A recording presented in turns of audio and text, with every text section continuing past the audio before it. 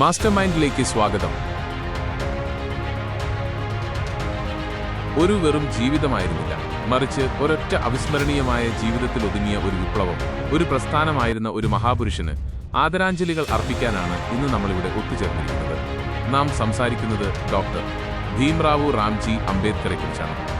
Indian ഭരണഘടനയുടെ ശില്പിയും സാമൂഹ്യനീതിയുടെ ഭീമാകാരനും ദശലക്ഷക്കണക്കിന് ആളുകൾക്ക് പ്രതീക്ഷയുടെ വിളക്കുമായിരുന്ന മഹാനായിരുന്നു അദ്ദേഹം. പ്രതിബന്ധങ്ങളെ പോരാടി ജയിച്ച മനുഷ്യൻ. ബാബാ സാഹേബ് അംബേദ്കറിന്റെ യാത്ര തുടങ്ങുന്നത് പ്രത്യേക അവകാശങ്ങളിലായിരുന്നില്ല, മറിച്ച് സാമൂഹിക അനീതിയുടെ ആഴമേറിയ കിടങ്ങുകളിലായിരുന്നു. ഐത്തം കൽപ്പിക്കപ്പെട്ട സമുദായത്തിൽ ജനിച്ച അദ്ദേഹത്തിന് കുട്ടിക്കാലം മുതൽക്കേ ജാതി വിവേചനത്തിന്റെ കഠിനമായ യാഥാർത്ഥ്യങ്ങളെ അഭിമുഖീകരിക്കേണ്ടി വന്നു. ക്ലാസ് മുറികളിൽ നിന്ന് പുറത്താക്കപ്പെട്ടു, പൊതുസ്രോതസ്സുകൾ നിഷേധിക്കപ്പെട്ടു, നിത്യേനയുള്ള അപമാനങ്ങൾക്ക് വിധേയനായി. എന്നാൽ ഈ തിരസ്കരണം അദ്ദേഹത്തിന്റെ ആത്മാവിനെ തകർത്തില്ല, അത് അദ്ദേഹത്തെ ഉരുക്കുപോലെ ശക്തനാക്കി. വിജ്ഞാനം മാത്രമാണ് വിമോചനത്തിനുള്ള ഏക മാർഗമെന്ന് അദ്ദേഹത്തിന് അറിയാമായിരുന്നു. Columbia University, London School of Economics തുടങ്ങിയ ലോകോത്തര സ്ഥാപനങ്ങളിൽ നിന്ന് ഡോക്ടറേറ്റുകൾ നേടി അദ്ദേഹം സ്വയം ആയുധധാരിയായി.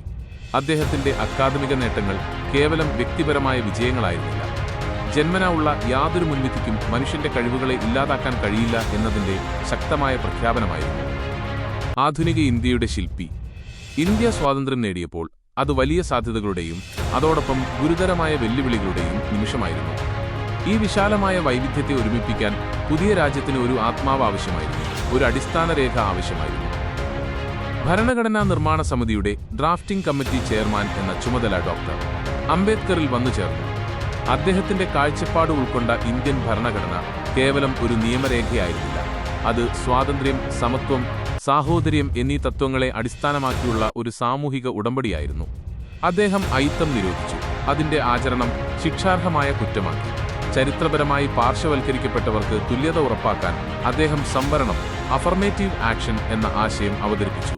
കാരണം സാമൂഹികവും സാമ്പത്തികവുമായ തുല്യതയില്ലാതെ ഔപചാരികമായ സമത്വം അർത്ഥശൂന്യമാണെന്ന് അദ്ദേഹം തിരിച്ചറിഞ്ഞു.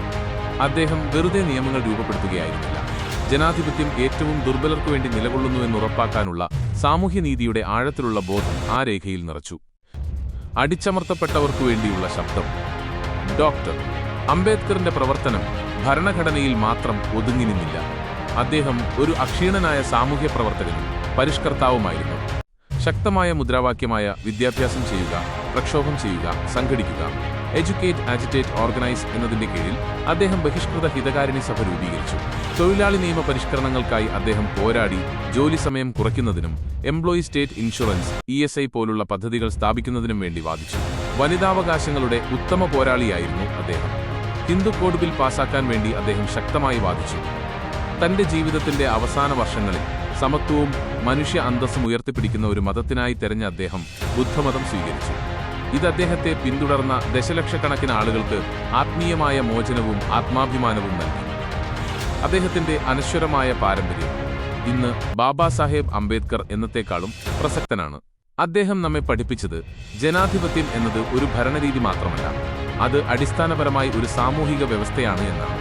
ജന്മത്തെ അടിസ്ഥാനമാക്കിയുള്ള മുൻവിധികളില്ലാതെ ഓരോ വ്യക്തിയെയും ബഹുമാനിക്കുന്ന യഥാർത്ഥ സമത്വം, ഒരു യാഥാർത്ഥ്യമായ സമൂഹം.